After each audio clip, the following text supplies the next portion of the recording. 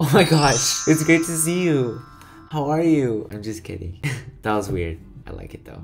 I like it. I like it like that. All right. So you might be wondering, why am I wearing these headphones? You never wear headphones. And I'm like, that's true.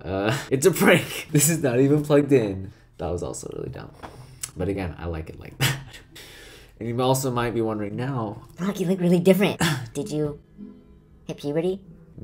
That's a little weird. I cut my hair. Yes, I cut my hair. It feels better, I think. No, I like it though. Yeah, it's great. It's great out here. We like it. What am I gonna talk about today? That's a gorgeous question. Really good. I was kind of thinking about like, well, one, I was thinking like, I want to like do something. Like there's something I like doing that I want to do. And then I was like, oh, I want to edit a video. So I should probably record something so I can edit a video. So that's what we're doing here. Then I thought like, oh, what should I talk about? I mean, I could look at myself talk for days. Just kidding. That's weird. Okay, I was actually writing one of my papers and it was about Henry V because we're doing Shakespeare and it was great. Yeah, it's a pretty good essay.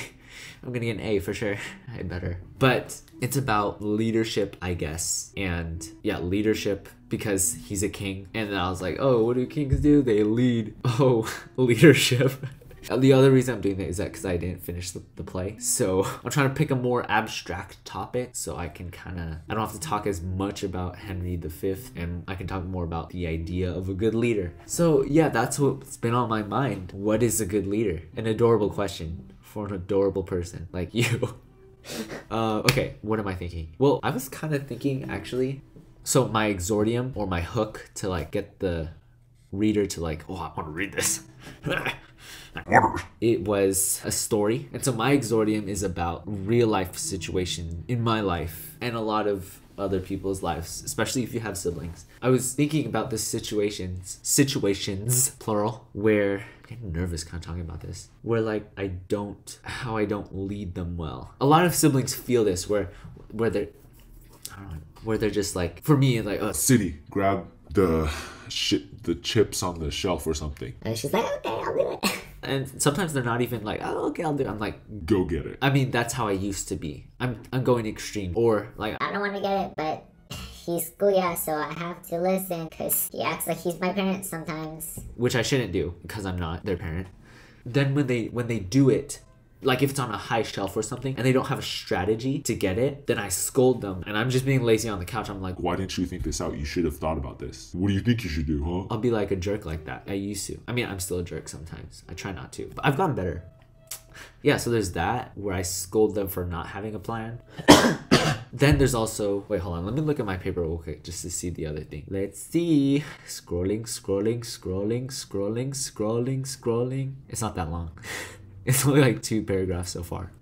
Oh yeah, the other example I had is like when I tell them to do something, it's like they can't find the stool. I'm like, look for the stool harder. Things like that. Like you do it. Like here's what I want you to do. Go make a plan.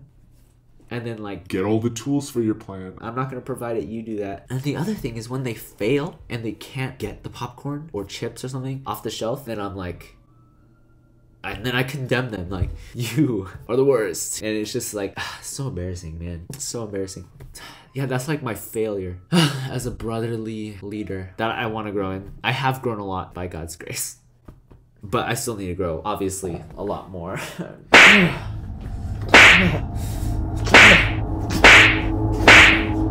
don't know what I'm doing. Okay, so that's kind of the situation I was thinking about for the past 20 minutes. And I was just like, yeah, I'll vlog about this because, you know, I'm deep. Yeah. So I was thinking about that. Yeah, so the rest of my paper is basically what makes a good leader. I don't know if I have this fully thought out, so I'm just taking this because we have to write this for school. So I was like, I'll take this opportunity as a more reflective paper to think about this. And I don't even know if I have, at my age, 16, not smart yet, I probably don't have the full picture of a good leader, fully fleshed out. Yes, my child. This is a video. Oh, hi. Yeah, I'm talking about when I bully you. That's why I was talking to you downstairs. Well, no, that's not why. I was talking to you because of the paper. Well, actually, I was talking about you just for my life. Okay, cello well. Cello well. So, looking at leadership from a more royal and regal and I can't think of any more kingly definitions. Looking at leadership from that kind of perspective of what King Henry's role of leadership looked like, I found 3 main categories that I think round up most of leadership. Yeah, so what I had was one of the main things that a leader must do. He must continually seek an understanding of his responsibilities and accept them, because like you can be a bad leader and be like, oh, I'm constantly seeking to understand my responsibilities, but I don't really care about them. Like, so you have to seek them, but then you also have to accept them, try and fulfill them. So that's kind of like my thesis. I think that's like the main, or I don't even, I don't know. I'm kind of thinking out loud. And then what I had, at least from the play and reflecting on the play in my life, I guess, specifically that story situation that I shared earlier. Not story like my sibling, but like story, a narrative. Is kind of like, I found like 3 main responsibilities that I think encapsulates kind of all the responsibilities. So the first one is responsibility for equipping, responsibility for directing, and responsibility for consequence. Equipping, directing, and consequences. So the example with my sibling, it's like my duty as a leader. Well, number one, should I even be like commanding them like, hey, I'm lazy, you go get the popcorn for me off the top shelf? Well, yeah, I definitely shouldn't be doing it. If anything, I should ask them politely, please, will you get me the popcorn? That's what I should be doing. Well, not necessarily that, but the responsibility for equipping. In that story, I didn't equip, let's say, City or Reed well. I didn't equip Reed well. I told her like, here's my goal, here's what I want. You go accomplish that for me. So as a leader, one, I should be kind of in the thing itself. That's what a dictator does. He's just like, you do that. I'm gonna sit here in my throne and enjoy all these grapes and wine, stuff like that. Whatever kings do. I didn't equip. A leader needs to equip his soldiers. I need to equip my sister. If a king gives his soldiers a job, one, a king shouldn't just be like sitting, I think, shouldn't just be sitting on his throne. I mean, a lot of times they're in the fight. And I'm thinking mostly off of King Henry because that's what the essay is about. Or even King David. He went into his battles a lot. He wasn't just like, hey, soldiers, you go fight my war. He was in the war himself. So that's already a one thing that makes a good leader, is that he's there with his soldiers. And I guess I'm going to talk about that later.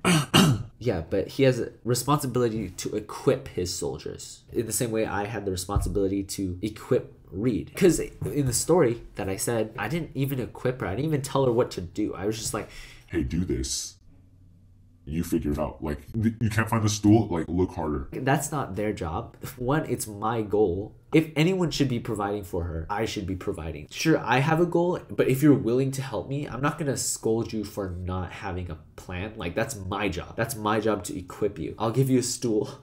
I mean, at that point, I probably wouldn't even need to give her anything because I'm taller than her and the stool. So it's like, ugh, so embarrassing. But anyway, that's my job to equip. Just as a pastor's job is not to just be like, hey, get holier. It's also like, I mean, that's why pastors preach. That's why they counsel. That's why they rebuke you and guide you, is because they need to equip you for like good works. So in the same way, like I shouldn't, so bad. Yeah, so that's point one, I guess. I haven't really fleshed it out yet. I guess it's understand your responsibility as a leader to equip your soldiers, followers, whatever. You are responsible to equip them, or to make sure they are equipped. You don't want to throw them into the battlefield with no shoes on, with no armor. That's ridiculous. Point number 2, I think, was responsibility to guide. So what if your soldiers are all completely equipped? They have the sword, they got the shield, they got the sandals on, those special sandals. They have what they need, but do they have a plan? Who's gonna direct them? Who's gonna guide them? So in my example, I didn't guide them at all. I just said, hey, go get it. Figure it out by yourself. If I'm being a good leader, if I equipped her, like the stool is in the cabinet or something. Okay, I equipped her, she has what she needs, but how are you gonna climb the shelf? Well, you shouldn't climb the shelf, but how are you going to do that? As a leader, I should guide her. Like, hey, this is what you need to do. Here's step 1, here's step 2, here's step 3. Do you understand it? This is the plan. The other thing is that if I'm leading them to do something, especially if it's my goal, or if the responsibility was put on me, like, hey, Rock, you take care of this. If my dad says, here, Rock, you take care of this and lead your siblings to do this. Oh, I got an example. Okay, like let's say on Sunday, we like to stick around. This is true. The church fam loves us. We love to hang around with them. We do hang around at the church building a lot because a bunch of church fam is just gathering there, you know, partying it up. My parents go home to get food. Sometimes they counsel people after. And it's just like Rock, make sure your siblings get home to eat. Well, now that responsibility of leadership of taking them to the house has become my goal. That's my goal, to get them to the house and make sure they get there safely, obviously. So what I need to make sure, I need to equip them. I need to equip them with the goal. Okay, here's what Abba said. Do you have your shoes? Like, you don't want to walk back to the house shoeless. I need to equip them and make sure they have everything. And then once they are equipped with knowledge and their assets, I need to guide them and direct. Here, we're going to leave at this time. Key, you're going to take care of Story. Now to Key, that is Key's responsibility and her own leadership, under my leadership, under my dad's leadership, to take care of Reed or City. And then I'm to take care of all of them. So I needed like, okay, You're going to take care of this person. Hold on to their hand. Hold on to their hand. Don't leave each other. Okay, we're all going to meet here at this time. Then we're going to walk home together. that's what I should be doing, directing them and guiding them. And then on top of that is the third point of my essay, I think. Responsibility for consequence. Let's say we do make it back to the house safe. Then I accept the consequences. They were good. They were good results. I should take pride in that. Like, okay, good. I succeeded as a leader. And then if Key succeeded in taking care of Reed, then she should be happy too. And if Reed succeeded in carrying all her stuff, City, like her Bible, her notebooks, her pens, like, she should be happy too. Like, okay, I succeeded. I got everything. The consequence of following my plan, maybe it worked, and I should be happy in the consequence and take responsibility for it. Like, yes, I did do that, you know? I did do that. Like, I should be proud of that. Now, if the consequences are bad, like maybe I didn't equip my siblings and they forgot some stuff, which we do all the time, but it's fine. But let's say there was a heavier consequence. I should feel that consequence and accept that consequence. I shouldn't say like, Oh, Reed, that was your fault. even though most of the time it is her fault, whatever. But I should take responsibility and be like, like, Abba or Mom, like, I'm sorry, I failed as a leader. I accept my consequences, which I don't do enough as I should. That's so far what I have kind of. I think that's kind of the outline. So I guess the thesis would be a good leader continually seeks to understand and accepts his responsibilities. And the first responsibility is a responsibility to equip. 2 is a responsibility to direct and guide. And then 3 is responsibility of consequences, I guess. That one's a little funky now that I'm thinking about it. But yeah, so that's just what I've been thinking about today because I'm deep like that.